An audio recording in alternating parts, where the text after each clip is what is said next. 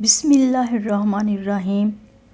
عید الاضحیٰ مسلم calendar کے آخری مہینے کی 10 ذی الحج کو منائی جاتی ہے۔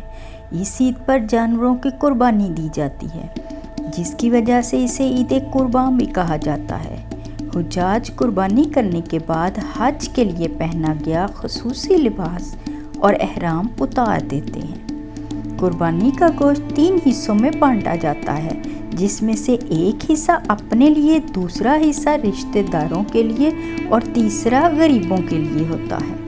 قربانی کے جانور کے لیے ضروری ہے کہ وہ ہر قسم کے جسمانی نقص سے پاک ہو۔ یہی وجہ ہے کہ ہر کوئی تلاش میں ہوتا ہے کہ صحت مند اور خوبصورت بکرے، بھیڑ، دمبے، اونٹ یا بیل کے قربانی کا جانور خریدنے کے لیے ہر کسی کی پسند بھی الگ الگ ہوتی ہے۔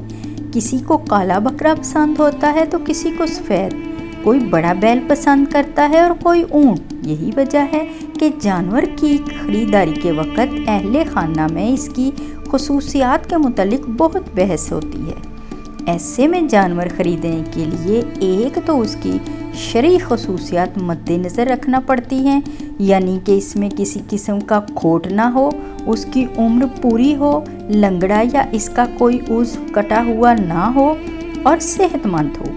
اور دوسرا، تمام گھر والوں کی پسند کا خیال رکھنا پڑتا ہے کہ اس میں تمام ایسی خصوصیات بھی موجود ہوں جن پر گھر کا ہر فرد متفق ہو۔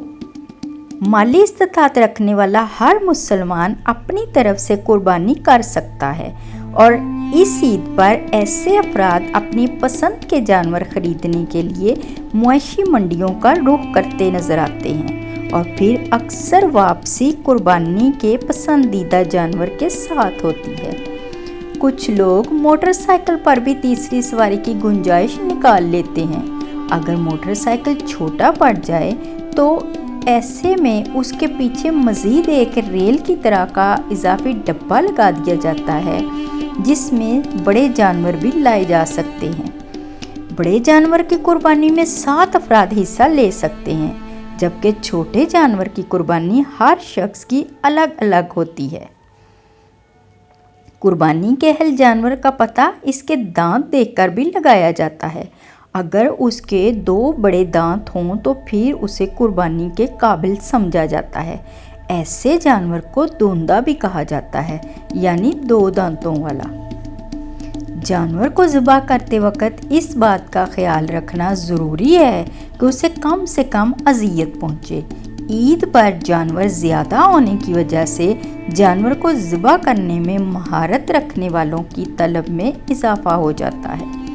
قربانی کے جانور کو ذبح کرنے سے پہلے خوب کھلایا پلایا اور گھمایا پھرایا جاتا ہے۔ کمنٹس میں ضرور لکھیے گا کہ میری ویڈیو آپ کو کیسی لگی۔ اللہ حافظ۔